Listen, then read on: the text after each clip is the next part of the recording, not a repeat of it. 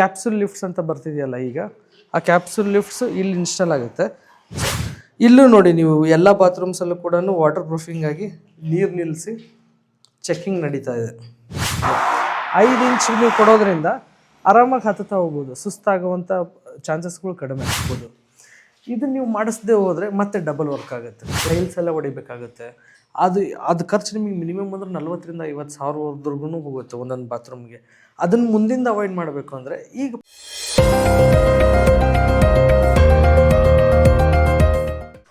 ನಮಸ್ತೆ ವೀಕ್ಷಕರೇ, welcome back to engineer Sai by Suraj Kannada channel. ಇವತ್ತಿನ ವಿಡಿಯೋದಲ್ಲಿ ನಾನು ನಿಮಗೆ ಸೈಟ್ ಟೂರ್ ಮಾಡಿಸ್ಕೊಡ್ತೇನೆ. ಇದು 33/50 3 ಫ್ಲೋರಲ್ಲಿ ಕಟ್ತಿರುವಂಥ ಟ್ರಿಪ್ಲೆಕ್ಸ್ ಬಿಲ್ಡಿಂಗ್. ಇದು 6 ಬೆಡ್ರೂಮಿನ ಮನೆ ಇದು ಪ್ಲ್ಯಾನ್ ಮಾಡಿರೋದು. ಇವತ್ತಿನ ವಿಡಿಯೋದಲ್ಲಿ ಕಂಪ್ಲೀಟ್ ನಿಮಗೆ ಯಾವ ರೀತಿ ಸೈಟ್ ಟೂರ್ ಇರುತ್ತೆ ಅಂತಂದರೆ, ಯಾವುದರಲ್ಲಿ ನೀವು ಖರ್ಚು ಉಳಿಸ್ಬೋದು, ಯಾವುದರಲ್ಲಿ ಖರ್ಚು ಮಾಡಬೇಕು ಅನ್ನೋದು ಎರಡನ್ನೂ ಹೇಳ್ಕೊಡ್ತೀನಿ. ನಿಮಗೆ ಕ್ವಾಲಿಟಿ ವರ್ಕ್ ಸಿಗಬೇಕು ಅಂತಿದ್ರೆ ಬನ್ನಿ.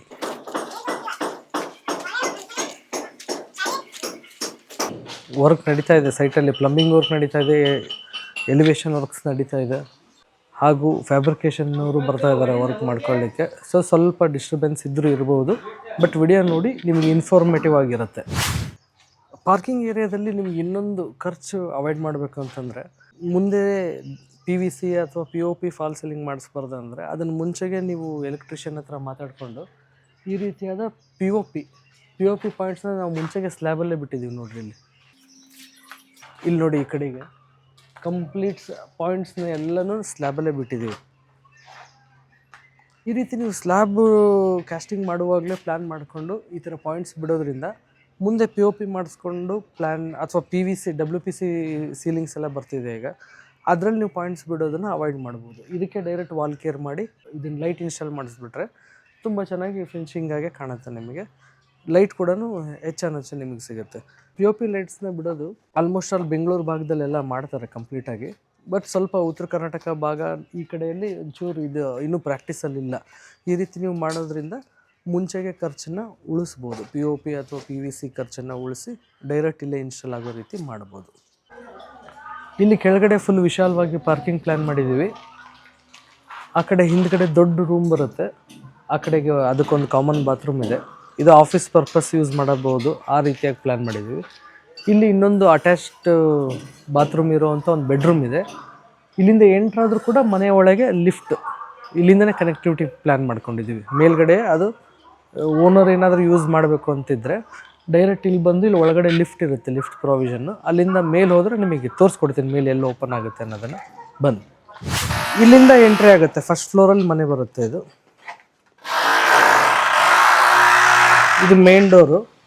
ಇಲ್ಲೊಂದು ಚಿಕ್ಕ ಬಾಲ್ಕನಿ ಏರಿಯಾ ಥರ ಸಿಗುತ್ತೆ ಮೇನ್ ಡೋರ್ಗೆ. ಇದನ್ನು ನಾವು ಮೇನ್ ಡೋರ್ನ 4/8 ಮಾಡಿದ್ದೀವಿ. ಯೂಶಲಿ ಲಿಂಟಲ್ ಹೈಟ್ 7 ತೊಗೊಂಡಿರ್ತಾರೆ, ಇಲ್ಲಿ 8 ಫೀಟ್ ಮಾಡಿದ್ದೀವಿ. ಸ್ವಲ್ಪ ದೊಡ್ಡದಾಗಿರಲಿ, ಸ್ಲೀಕಾಗಿ ಚೆನ್ನಾಗಿ ಕಾಣಲಿ ಅಂತ ಸ್ಲೀಕಾಗೇ ಕೊಟ್ಟಿದ್ದೀವಿ. 4 ಇಂಚು/10 ಇಂಚಿದೆ. ಹಾಗೆ ನೀವು ಒಳಗಡೆ ಬಂದರೆ ಹಾಲ್ ಬರುತ್ತೆ, ಹಾಲಿಗೆ ಬರ್ತೀರ ನೋಡ್ಬೋದು. ಇದಿಷ್ಟು ಕಂಪ್ಲೀಟ್ಲಿ ಹಾಲ್. ಇದು ಈ ಕಡೆ TV ಯೂನಿಟ್ ಪ್ಲ್ಯಾನ್ ಆಗಿದೆ. ಇಲ್ಲಿ ನೀವು CC ಕ್ಯಾಮ್ರಾ ಎಲ್ಲಿಗೆ ಬೇಕು ಅಂತ ಸ್ಲ್ಯಾಬ್ ಹಾಕುವಾಗಲೇ ಮುಂಚೆಗೆಲ್ಲೇ ಮಾರ್ಕ್ ಮಾಡಿಕೊಂಡು ಎಲ್ಲ CC ಕ್ಯಾಮ್ರಾ ಪಾಯಿಂಟ್ಸಿಂದು ತೊಗೊಂಡು ಬಂದು ಪೈಪ್ನ ಇಲ್ಲೇ ಬಿಟ್ಟಿದ್ದೀವಿ. ನೀವು CC ಕ್ಯಾಮ್ರಾ ಅಳವಡಿಸಿದ ಮೇಲೆ ಅದರದ್ದೆಲ್ಲ ಕಂಟ್ರೋಲಿಂಗು DVR ಎಲ್ಲ ಇಲ್ಲೇ ಬಂದುಬಿಡುತ್ತೆ ನಿಮಗೆ ಡೈರೆಕ್ಟಾಗಿ. ಹಾಲಿಂದ ಹಂಗೆ ಮುಂದೆ ಬಂದರೆ ನಿಮಗೆ ಡಬಲ್ ಹೈಟ್ ಪೋರ್ಷನ್ ಸಿಗುತ್ತೆ. ಕಂಪ್ಲೀಟ್ 20 ಫೀಟಿಂದ ಇರೋದು ಡಬಲ್ ಹೈಟು.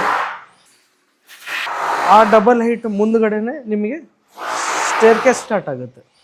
ಮೇಲ್ಗಡೆ ಹೋಗಲಿಕ್ಕೆ ರೂಮ್ಸಿಗೆ ಸ್ಟೇರ್ ಕೇಸ್ ಮಾಡಿದ್ದೀವಿ. ಇದು ನೀವು ನೋಡ್ಬೋದು, stair case chain stair case ಅಥವಾ ಫೋಲ್ಡಿಂಗ್ ಸ್ಟೇರ್ಸ್ ಅಂತ ಹೇಳ್ತೀವಿ. ಇದಕ್ಕೆ ರೆಗ್ಯುಲರ್ ಥರ ವೇಟ್ ಸ್ಲ್ಯಾಬ್ ಇರೋದಿಲ್ಲ. ಇದೇ ರೀತಿ ಪ್ಯಾಟ್ರನಲ್ಲಿ ಹೋಗುತ್ತೆ. ನಿಮಗೆ ಫಿನಿಶಿಂಗಲ್ಲಿ ನೋಡ್ಲಿಕ್ಕೆ ಕೂಡ ಚೆನ್ನಾಗಿ ಕಾಣುತ್ತೆ. ನಾವು ಇದೇನು ಪಾದ ಇಡ್ತೀವಲ್ಲ, ಈ ಪೋರ್ಷನ್ ನಾವು ಟ್ರೆಡ್ ಅಂತ ಹೇಳ್ತೀವಿ. ಇದನ್ನು 11 ಇಂಚ್ ಕೊಟ್ಟಿದ್ದೀವಿ. ಹೈಟ್ ಬಂದು 5 ಇಂಚ್ ಮಾಡಿದ್ದೀವಿ. 5 ಇಂಚ್ ನೀವು ಕೊಡೋದ್ರಿಂದ ಆರಾಮಾಗಿ ಹತ್ತುತ್ತಾ ಹೋಗ್ಬೋದು, ಸುಸ್ತಾಗುವಂಥ ಚಾನ್ಸಸ್ಗಳು ಕಡಿಮೆ. 6 ಇಂಚ್ ಕೂಡ ಕೊಡ್ಬೋದು. ಕೆಲವೊಂದು ಕಡೆ ಎಲ್ಲ 7 ಇಂಚೆಲ್ಲ ಕೊಟ್ಟಿರ್ತಾರೆ. 7 ಇಂಚು ಸ್ವಲ್ಪ ವಯಸ್ಸಾದವ್ರಿಗೆ ತುಂಬ ಅಷ್ಟು ಈಸಿಯಾಗಿ ಹತ್ತಲಿಕ್ಕೆ ಕಷ್ಟ ಆಗುತ್ತೆ. ಸೊ ಇದನ್ನು ನೀವು ಪ್ಲ್ಯಾನ್ ಮಾಡ್ತಿರ್ಬೇಕಾದ್ರೆ ಇದನ್ನು ಪ್ಲ್ಯಾನ್ ಮಾಡಿಕೊಡ್ರಿ. ಇದನ್ನು 5 ಇಂಚಿಗೆ ಬಂದರೆ ನಿಮ್ಗೆ ಒಂದು 2 ಸ್ಟೆಪ್ 2ರಿಂದ 3 ಸ್ಟೆಪ್ ಜಾಸ್ತಿ ಆಗುತ್ತೆ ಈ ಸ್ಲ್ಯಾಬಲ್ಲಿ. ಅದನ್ನೆಲ್ಲ ನೀವು ಇಂಜಿನಿಯರ್ ಹತ್ರ ಮುಂಚೆಗೆ ಡಿಸ್ಕಸ್ ಮಾಡ್ಕೊಂಡು ಪ್ಲ್ಯಾನ್ ಮಾಡ್ಕೋಬೋದು. ಇಲ್ಲೇನು ಇದನ್ನು ನೋಡ್ತಾ ಇದ್ದೀರಾ, ಇದು ನಾವು ಸ್ಲ್ಯಾಬ್ ಮಾಡೋ ಟೈಮಲ್ಲೇ ಬಿಟ್ಟಿದ್ದೀವಿ. ನಾ ಕೆಳಗಡೆ ಹೇಳ್ದಂಗೆ ಪಾರ್ಕಿಂಗಿಂದನೇ ಇದು ಕನೆಕ್ಟೆಡ್ ಇದೆ. ಇಲ್ಲಿ ಕ್ಯಾಪ್ಸುಲ್ ಲಿಫ್ಟ್ಸ್ ಅಂತ ಬರ್ತಿದೆಯಲ್ಲ, ಈಗ ಆ ಕ್ಯಾಪ್ಸುಲ್ ಲಿಫ್ಟ್ಸ್ ಇಲ್ಲಿ ಇನ್ಸ್ಟಾಲ್ ಆಗುತ್ತೆ. ಸೊ ಇದು ಇಲ್ಲಿಂದ ಬಂದು ಮನೆಗೆ ಎಂಟ್ರಿ, ವಯಸ್ಸಾಗಿರೋರಿಗೆ, ಮಂಡಿ ನೋವು ಇರೋರಿಗೆ, ಯಾರು ಹತ್ತಕ್ಕಾಗಲಿಲ್ಲ, ಕೆಳಗಡೆಯಿಂದ ಒಂದು ರೂಮಿಂದ ಎಂಟ್ರಿ ತೊಗೊಂಡು ಲಿಫ್ಟಲ್ಲಿ ಬಂದು ಇಲ್ಲಿ ಓಪನ್ ಆಗುತ್ತೆ. ಇಲ್ಲಿಂದ ಫರ್ದರ್ ನೀವು ನೋಡಿರಿ, ಅಲ್ಲಿ ಹಾಫ್ ಮೂನ್ ಥರ ಮಾಡಿದ್ದೀವಲ್ಲ, ನೆಕ್ಸ್ಟ್ ಇಲ್ಲಿಂದನೇ ಹಾಗೆ ಮೇಲಿನ ಫ್ಲೋರ್ಗೂ ಕ್ಯಾರಿ ಫಾರ್ವರ್ಡ್ ಆಗುತ್ತೆ. ಇದು ಲಿಫ್ಟ್ ಏರಿಯಾ. ಸೊ ನೀವು ಲಿಫ್ಟ್ ಏನಾದರೂ ಮಾಡಿಸೋದಾಗಿದ್ದರೆ ಮುಂಚೆಗೆ ಈ ಥರ ಪ್ಲ್ಯಾನ್ ಮಾಡ್ಕೊಂಡು ಓಪನ್ ಆಗಿ ಬಿಟ್ಕೊಳ್ಳಿ. ಆಮೇಲೆ ಒಡೆಯೋದು ಅಥವಾ ಕೋರ್ ಕಟ್ಟಿಂಗ್ ಮಾಡಿಸೋದು ಎಲ್ಲ ಅವಾಯ್ಡ್ ಆಗುತ್ತೆ. ಹಾಗೆ ಲಿಫ್ಟಿಂದ ನಾವು ಕಮ್ಮಿಂಗ್ ಫಾರ್ವರ್ಡ್ ಮುಂದೆ ಬಂದರೆ ಇದು ಬಂದು ಡೈನಿಂಗ್ ಏರಿಯಾ ನೋಡ್ಬೋದು. ಇಲ್ಲಿ POP ವರ್ಕ್ಸು ನಡೀತಾ ಇದೆ. ಇಲ್ಲಿ ಸಪ್ರೇಟ್ ಡಿಸೈನ್ ವರ್ಕ್ಸು, ಫಿನಿಶಿಂಗ್ ಬರುತ್ತೆ. ಹೇಗೆ ಬರ್ತಾ ಹೋಗುತ್ತೋ ನಾನು ನಿಮಗೆ ಅಪ್ಡೇಟ್ ಮಾಡ್ತಾ ಹೋಗ್ತೇನೆ. ಇದು ಡೈನಿಂಗ್ ಏರಿಯಾ. ಇಲ್ಲಿ ಪೂಜೆ ಬರುತ್ತೆ, ಪೂಜಾ ಯೂನಿಟ್ ಇದು. ಇದು ಕಂಪ್ಲೀಟ್ 3 ಸೈಡೆಡ್, 3 ಕಡೆನೂ ಕಿಚನ್ ಸ್ಲ್ಯಾಬ್ ಬರುತ್ತೆ. ಕಿಚನ್ ಇದು. ಕಿಚನಲ್ಲಿ ನೋಡ್ಬೋದು ನಾವು ಸ್ಲಿಟ್ ವಿಂಡೋ ಪ್ರೊವೈಡ್ ಮಾಡಿದ್ದೀವಿ, complete through and through 12 ಫೀಟ್ಸ್ slit window. ಇದು ನಿಮ್ಗೆ ನೋಡಲಿಕ್ಕೂ ಚೆನ್ನಾಗಿರುತ್ತೆ, ಎಲಿವೇಷನಲ್ಲಿ ಕೂಡ ಚೆನ್ನಾಗಿ ಬರುತ್ತೆ. ಇದು ಎಲ್ಲ ಕಡೆ ಲಿಂಟಲ್ ಹೈಟ್ 7 ಫೀಟ್ವರೆಗೂ ವಿಂಡೋಸ್ ಕೊಟ್ಟಿರ್ತಾರೆ. ನಾವು 5 ಫೀಟ್ಗೆ ರಿಸ್ಟ್ರಿಕ್ಟ್ ಮಾಡಿಕೊಂಡು ಕಂಪ್ಲೀಟ್ ವಾಲ್ ಕೊಟ್ಟಿದ್ದೀವಿ. ಸೊ ನಿಮಗಿದು ಸ್ಲಿಟ್ ಥರ ಕಾಣುತ್ತೆ. ಇದು ನಿಮಗೆ ಫಿನಿಶಿಂಗ್ ಆದಮೇಲೆ ಕೂಡ ತುಂಬ ಚೆನ್ನಾಗಿರುತ್ತೆ ಎಸ್ಥೆಟಿಕಲಿ ನೋಡಲಿಕ್ಕೆ. ಹಾಗೆ ಕಿಚನ್ನಿಂದ ಇದು ಯುಟಿಲಿಟಿ ಏರಿಯಾ ಪ್ರೊವೈಡ್ ಮಾಡಿದ್ದೀವಿ. ಇಲ್ಲಿ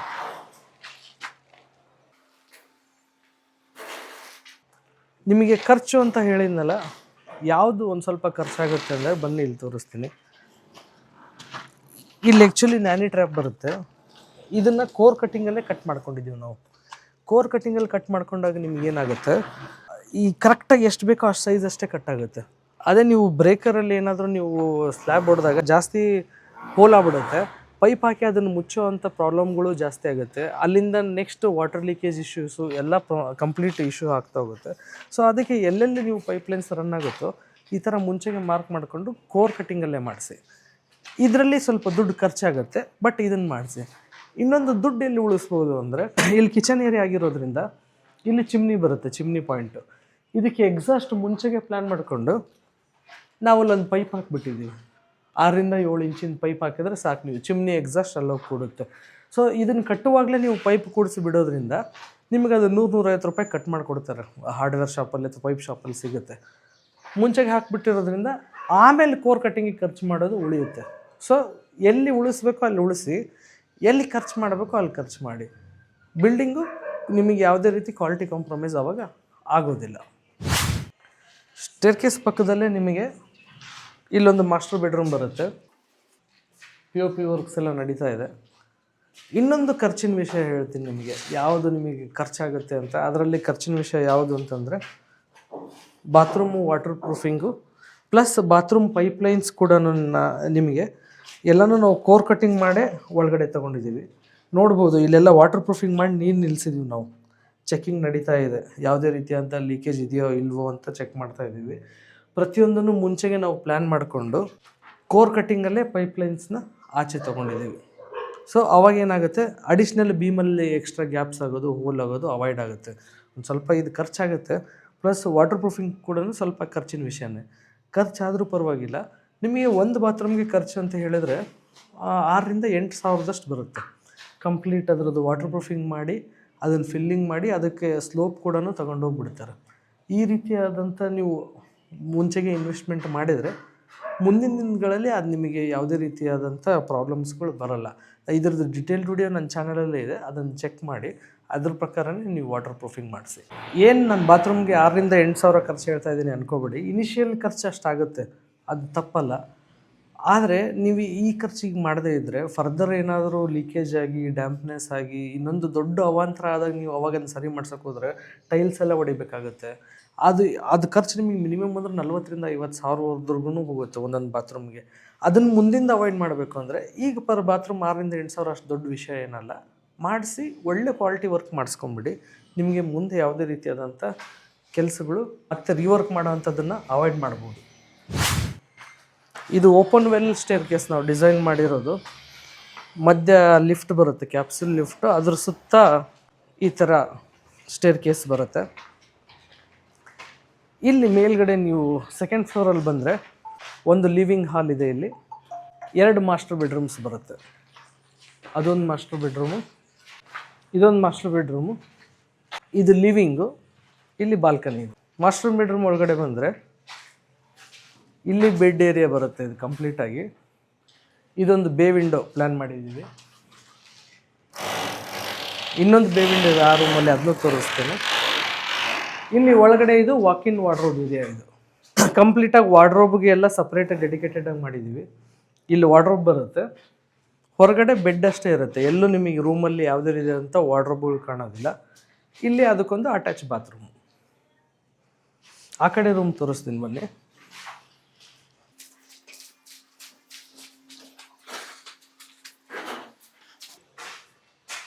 ಈ ರೂಮಲ್ಲಿ ಇಲ್ಲಿ ಬಾತ್ರೂಮ್ ಇದೆ.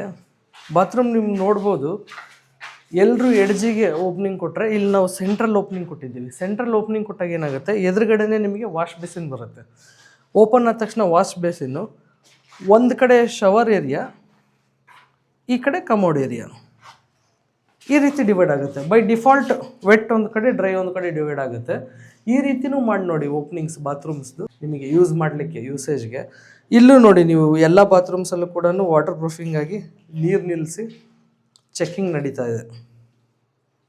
ಯಾವುದೇ ರೀತಿಯಾದ ಲೀಕೇಜಸ್ ಏನಾದ್ರು ಇದ್ದರೆ ಈಗಲೇ ಗೊತ್ತಾಗಲಿ ಅಂತ ಚೆಕ್ಕಿಂಗ್ ಮಾಡೇ ಹ್ಯಾಂಡ್ ಓವರ್ ಮಾಡ್ತೀವಿ ನಾವು. ಇನ್ನೊಂದು ಚಿಕ್ಕ ಮಾಹಿತಿ ಬಾತ್ರೂಮ್ಗಳ ಬಗ್ಗೆ. ಬಾತ್ರೂಮಲ್ಲಿ ನೀವು ಗ್ರಾನೈಟಲ್ಲಿ ಶೆಲ್ಫ್ಸ್ ಮಾಡಿಸ್ಕೊಂಡು ಆ ರೀತಿ ಬಾತ್ರೂಮ್ ಫರ್ನಿಷಿಂಗ್ ಮಾಡೋದು ಸ್ವಲ್ಪ ಹಳೆ ಟ್ರೆಂಡ್ ಆಗಿರೋದ್ರಿಂದ ಮುಂಚೆಗೆ ನಿಮಗೆ ಇಲ್ಲಿ ಶವರ್ ಏರಿಯಾ ಇದೆ, ಎಲ್ಲೆಲ್ಲಿ ನಿಮಗೆ ಇಟ್ಕೊಳ್ಳೋಕೆ ಜಾಗ ಬೇಕು ಇದನ್ನು ಪ್ಲ್ಯಾನ್ ಮಾಡಿದ್ದೀವಿ. ಅದನ್ನ ಆಮೇಲೆ ಗ್ರಾನೈಟಲ್ಲಿ ಫಿನಿಶಿಂಗ್ ಕೊಡೋದ್ರಿಂದ ತುಂಬ ಚೆನ್ನಾಗಿ ಬರುತ್ತೆ. ಈಗೆಲ್ಲ ನೀವು ಇನ್ಸ್ಟಾಗ್ರಾಮಲ್ಲಿ ನೋಡಿರ್ತೀರ, ಈ ರೀತಿಯಾದದ್ದೇ ಟ್ರೆಂಡಿಂಗ್ ಆಗಿದೆ. ಸೊ ಮುಂಚೆಗೆ ನೀವು ಈ ಥರ ಪ್ಲ್ಯಾನ್ ಮಾಡಿಕೊಂಡು ಇಲ್ಲೊಂದಷ್ಟು ಸ್ಪೇಸ್ ಸಿಗುತ್ತೆ. ಆಮೇಲೆ ಇದೇನು ಲೆಡ್ಜ್ ವಾಲ್ ಕಟ್ಟಿರ್ತೀವಿ ವಾಲ್ ಮೌಂಟ್ ಕಮೋಡ್ಗೆ, ಇದ್ರ ಮೇಲ್ಗಡೆ ಕೂಡ ನೀವು ಸ್ಟೆಪ್ಸ್ ಥರ ಮಾಡ್ಕೋಬೋದು. ಸೊ 2 ಕಡೆ ನಿಮಗೆ ಸ್ಟೋರೇಜ್ ಆಪ್ಷನ್ ಸಿಗುತ್ತೆ. ಈ ಥರ ಚಿಕ್ಕ ಪುಟ್ಟದನ್ನು ಇಂಪ್ಲಿಮೆಂಟ್ ಮಾಡ್ತಾ ಹೋಗಿ ನಿಮ್ಮ ಮನೆ ಕಟ್ಟುವಾಗ ಇಲ್ಲೇ ಫಿನಿಶಿಂಗ್ ಆದಮೇಲೆ ತುಂಬ ಸುಂದರವಾಗಿ ಕಾಣುತ್ತೆ. ವಾರ್ಡ್ರೋಬ್ಸ್ ನೀವು ನೋಡ್ಬೋದು, ಯಾವ ಪೋರ್ಷನಲ್ಲಿ ವಾರ್ಡ್ರೋಬ್ಸ್ ಬರುತ್ತೋ ಅಲ್ಲಿ ಮುಂಚೆಗೆ ನಾವು ಎಲೆಕ್ಟ್ರಿಕಲ್ ಪಾಯಿಂಟ್ಸ್ ಮಾಡಿ ಬಿಟ್ಕೊಂಡಿದ್ದೀವಿ. ಅಂದರೆ ಅಲ್ಲಿಂದ ನಾವು ಎಲೆಕ್ಟ್ರಿಕಲ್ ವೈರ್ನ ಪೈಪ್ ಹಾಕಿಬಿಟ್ಟಿದ್ದೀವಿ. ಇಂಟೀರಿಯರ್ಸ್ ಮಾಡುವಾಗ ಅಲ್ಲಿಂದ ತೊಗೊಂಡು ನಮಗೆ ಒಳಗಡೆ ಎಲ್ಲೆಲ್ಲಿ ಲೈಟ್ಸ್ ಬೇಕೋ ಪ್ರಾವಿಷನ್ ಕೊಡ್ತೀವಿ. ಇಲ್ಲಿ ನೀವು ನೋಡ್ಬೋದು. ಇದನ್ನು ನೀವು ಮಾಡಿಸ್ದೇ ಹೋದರೆ ಮತ್ತೆ ಡಬಲ್ ವರ್ಕ್ ಆಗುತ್ತೆ. ಎಲೆಕ್ಟ್ರಿಕಲ್ಲು ಮಾಡಬೇಕಾದ್ರೆ ಒಂದು ಸ್ವಲ್ಪ ಪೈಪ್ ತೊಗೊಂಡು ಇಲ್ಲಿ ಹಾಕಿಬಿಟ್ಬಿಡಪ್ಪ ಅಂತ ಹೇಳಿದ್ರೆ ಈ ಥರ ಪ್ರಾವಿಷನ್ ಮಾಡಿಬಿಡ್ತಾರೆ. ಅಲ್ಲಿಂದ ನೀವು ತೊಗೊಂಡು ವಾರ್ಡ್ರೋಬ್ಸಲ್ಲೆಲ್ಲ ಈಗ ಒಳಗಡೆ ಲೈಟ್ಸ್ ಬರುತ್ತಲ್ಲ, ಇದು ನಿಮ್ಗೆ ಯಾವ್ಯಾವ ರೀತಿ ಬೇಕೋ ಆ ರೀತಿ ಯೂಸ್ ಮಾಡ್ಕೋಬೋದು. ನಾವು ಭಾಳಷ್ಟು ಸೈಟ್ ವಿಸಿಟ್ ಇಂಟೀರಿಯರ್ಸ್ಗೆ ಹೋದಾಗ ಏನಾಗುತ್ತೆ, ಅವ್ರು ನಮಗೆ ಒಳಗಡೆ ಲೈಟ್ ಬೇಕು ಅಂತ ಕೇಳ್ತಾರೆ, ಬಟ್ ಪ್ರಾವಿಷನ್ ಅವ್ರು ಮುಂಚೆಗೆ ಮಾಡಿ ಬಿಟ್ಕೋಬೇಕಾಗತ್ತೆ ಪ್ಲಾಸ್ಟ್ರಿಂಗ್ಕಿಂತ ಮುಂಚೆ. ಅದನ್ನು ಮಾಡಿರಲ್ಲ.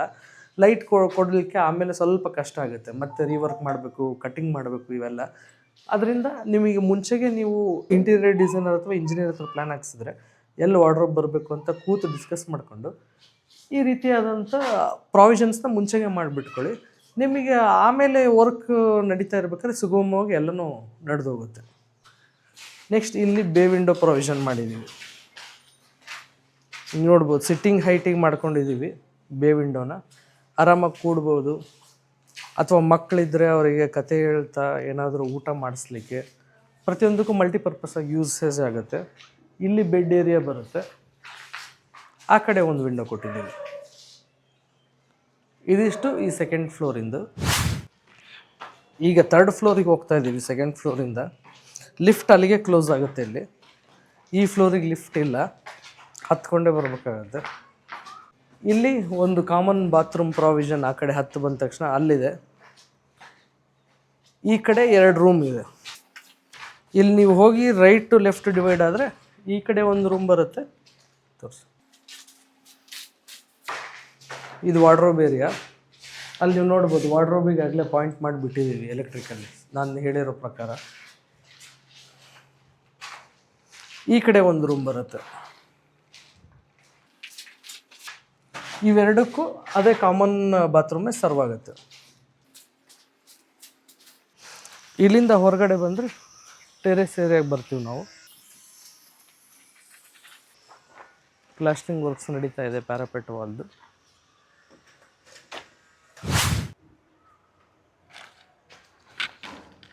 ಇಲ್ಲಿ ಮನೆಯ ಬ್ಯಾಕ್ ಸೈಡ್ ವ್ಯೂವಲ್ಲಿ ಇದ್ದೀವಿ ನಾವು. ನೀವು ಯಾವ ಒಂದು ಪ್ಲಿಂತ್ ಹಾಕಬೇಕಾದ್ರೂ ಎಲ್ಲಿ ಅಮೌಂಟ್ ಸೇವ್ ಮಾಡ್ಬೋದು ಅನ್ನೋದನ್ನು ನಾನು ನಿಮಗೆ ತೋರಿಸ್ಕೊಡ್ತೇನೆ.